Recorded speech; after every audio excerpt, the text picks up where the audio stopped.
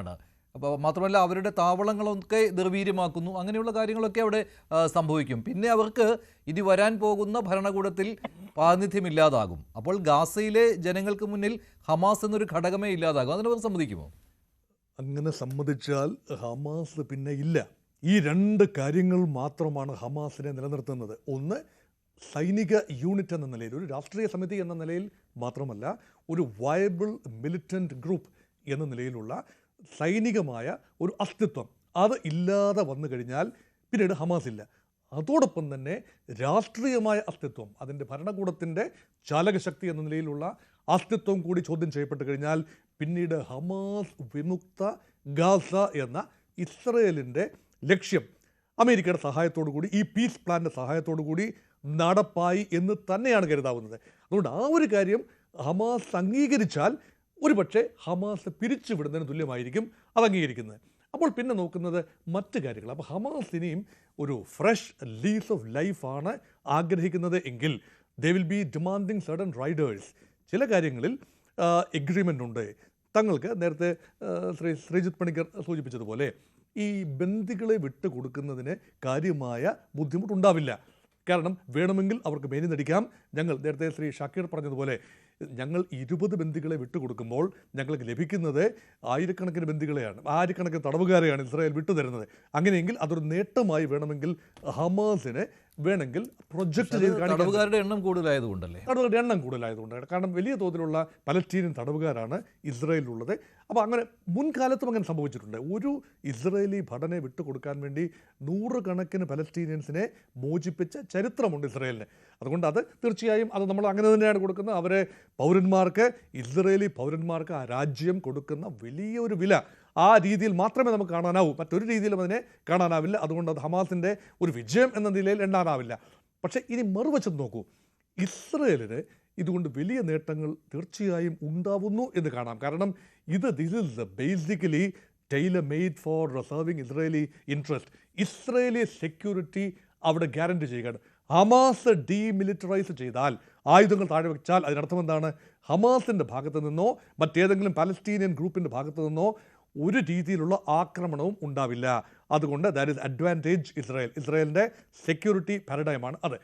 2, ഈ Hamas നിയന്ത്രിച്ചിരുന്ന ഗാസയും ഫത്ത party അല്ലെങ്കിൽ Palestine അതോറിറ്റിയുടെ കീഴിലുള്ള ഈ വെസ്റ്റ് ബാങ്ക് പ്രദേശവും തമ്മിൽ ഈ കരാറിൽ ഒരു ധാരണയുമില്ല. വെസ്റ്റ് ബാങ്കിനെ കുറിച്ച് ഒരു അക്ഷരം മിണ്ടുന്നില്ല.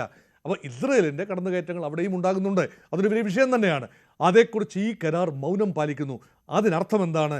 സമഗ്രമായ ഒരു പാലസ്തീൻ ഉടമ്പടി അല്ല ഇത്. ഈ കാര്യം ഹമാസ് നിയന്ത്രിച്ചിരുന്ന ഗാസയെ മാത്രം ബൈഫർക്കേറ്റ് ചെയ്തുകൊണ്ട് ഗാസ പീസ് പ്ലാനാണ്. ഇതിൻ്റെ നേട്ടം ഇസ്രായേലിനാണ്. കാരണം എന്തുകൊണ്ടാണ്? ഇസ്രായേലിനെ സംബന്ധിച്ചിടത്തോളം ഒരു വിശാല പലസ്തീൻ, സ്വതന്ത്ര പരമാധികാര പലസ്തീൻ എന്ന ആശയം ഫ്രീസറിൽ തൽക്കാലത്തേക്കെങ്കിലും ഒരിക്കൽ കൂടി ഫ്രീസറിൽ വയ്ക്കാൻ കാരണമാകും. ഇപ്പോൾ ലോകം ആവശ്യപ്പെടുന്നു, ഇപ്പോൾ വേണ്ടത് വെടിനിർത്തലാണ്. തീർച്ചയായും ആണല്ലോ, വെടിനിർത്തലാണ്. തീർച്ചയായും ഞങ്ങൾ അംഗീകരിച്ചിരിക്കുന്നു. ഇസ്രായേലിന് മേനി നടിക്കാം, ഹമാസിന് തലയൂരാൻ സാധിക്കും.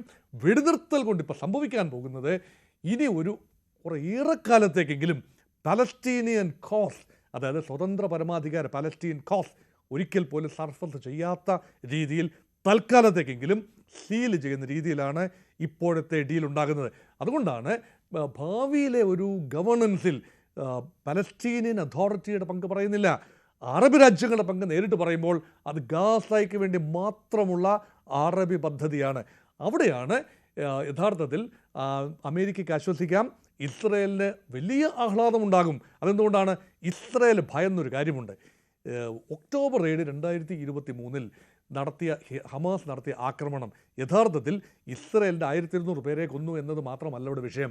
ഒരു ഗ്ലോബൽ ലെവലിൽ പലസ്തീനിയൻ കോസ് സജീവമായി നിലനിർത്താൻ കഴിഞ്ഞു. ഇസ്രായേലിൻ്റെ തിരിച്ചടി, അതിൽ 66,000-ൽ പരം പേരുടെ ജീവഹാനി സംഭവിച്ചു. ഒരുപാട് പേര് നിസ്സഹായരായ കൊച്ചുകുട്ടികളും സ്ത്രീകളും ഒക്കെ തന്നെയാണ്. ലോക മനസാക്ഷി ഉണർന്നു, ഗ്ലോബൽ ഫ്ലോട്ടില്ല അതൊക്കെ നീങ്ങി. അപ്പോൾ വലിയ രീതിയിലുള്ള വാർത്താ പ്രാധാന്യം ലഭിച്ചു. അങ്ങനെ ലോക മനസ്സുകളിൽ ഇസ്രായേലിനെ ചെറിയ ഒറ്റപ്പെടൽ സംഭവിച്ചു. ചെറുതല്ല, സാമാന്യം വലിയ ഒറ്റപ്പെടലാണ് ഇസ്രായേലിനും അമേരിക്കയും സംഭവിച്ചത്. ആ ഒരു പശ്ചാത്തലത്തിലാണ് യൂറോപ്യൻ രാജ്യങ്ങൾ നിലപാട് മാറ്റുന്നത്. പ്രത്യേകിച്ച് ബ്രിട്ടനും ഫ്രാൻസും അടക്കമുള്ള ഐക്യരാഷ്ട്ര സംഘടനയിലെ വീറ്റോ അധികാരമുള്ള സ്ഥിര അംഗങ്ങളുടെ ചുവട് മാറ്റം. അത് പിടിച്ചാൽ കിട്ടാത്ത രീതിയിലേക്ക് ലോകമനസാക്ഷി മാറും. അതുകൊണ്ട് ഇമ്മീഡിയറ്റ്ലി ഒരു പരിഹാരം വേണം. ആ ചെറിയ പരിഹാരം മാത്രമാവണം. അത് പലസ്തീനിയൻ കോസിൽ എത്തി നിൽക്കുന്ന പരിഹാരമാവരുത്. സ്വതന്ത്ര പരമാധികാര പാലസ്തീൻ സംഭവിക്കരുത്. കുറച്ചുകൂടി നീണ്ടുപോയാൽ ഒരുപക്ഷെ കാര്യങ്ങൾ കൈവിട്ടു പോകും. അല്ലെങ്കിൽ അമേരിക്കയുടെ മാത്രം പിന്തുണയിൽ ഇസ്രായേൽ മുന്നോട്ട് പോകേണ്ടി വരും. അത് ഒഴിവാക്കാനുള്ള ഏറ്റവും ഫലപ്രദമായ മാർഗമാണ് തൽക്കാലം വിട്ടുകൊടുക്കുക. തങ്ങൾ വിട്ടുകൊടുത്തു എന്ന പ്രതീതി തന്നെ ഉണ്ടാകുന്നതാണ് ഇസ്രായേൽ ഇപ്പോൾ നല്ലത്. അല്ലാതെ ഇസ്രായേൽ ജയിച്ചു എന്ന പ്രതീതി ഇസ്രായേലിന് തന്നെ അത് പ്രൊജക്റ്റ് ചെയ്യുന്നത് ഡിപ്ലോമാറ്റിക്കലി ഒരു വലിയ ബ്ലണ്ടറാണ്. ഷാക്കിർ ഇപ്പോഴും അത് ഹമാസിന്റെ വിജയമായിട്ട് കാണുകയാണ് അല്ലേ? എന്നോടാണോ? ഷാക്കിർ അതായത് ഞാൻ നിങ്ങൾ ദയവ് ദുർവ്യാഖ്യാനം ചെയ്യല്ലേ. ഞാൻ ഹമാസിന്റെ വക്താവല്ല, ഹമാസിന്റെ വിജയമായിട്ട് പറയുന്നില്ല. പക്ഷെ നിങ്ങൾ ഇപ്പൊ ഇദ്ദേഹം ഒടുവിൽ പറഞ്ഞൊരു സംഗതി ഇല്ലേ, അമേരിക്കയും ഇസ്രായേലും ഒറ്റപ്പെടുമ്പോൾ ബ്രിട്ടനും ഫ്രാൻസും ഉൾപ്പെടെ